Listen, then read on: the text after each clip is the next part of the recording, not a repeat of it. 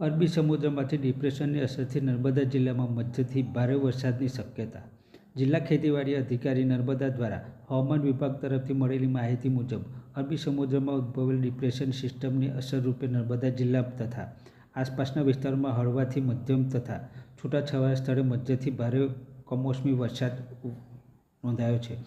આવનાર દિવસોમાં નર્મદા, છોટાઉદેપુર અને વડોદરા જિલ્લામાં મધ્યથી અતિ ભારે વરસાદ પડવાની સંભાવના વ્યક્ત કરવામાં આવી છે. વરસાદી હવામાનની અસરને પગલે તાજેતરમાં ઊભા પાકમાં નુકસાન થવાની શક્યતા હોવાથી ખેડૂત મિત્રોને પાક સુરક્ષા માટે તકેદારી પગલાં લેવા અંગે અપીલ કરવામાં આવી છે. જુદા જુદા પાક સંભવિત અસરો અને ઉપાય. કેળાના પાક ભારે પવન અને વરસાદને કારણે ફળાઉ છોડ નમી શકે છે, જેથી કૃષિ વિભાગ તરફથી ખેડૂત મિત્રોને વિનંતી કરવામાં આવી છે કે હવામાનની પરિસ્થિતિને ધ્યાને રાખીને પાકનું સંરક્ષણ કરીને નુકસાન અટકાવી શકાય છે તથા સમયસર તકેદારીના પગલાં લઈ ખેડૂત મિત્રો આગોતરું આયોજન કરીને નુકસાનથી બચી શકે છે.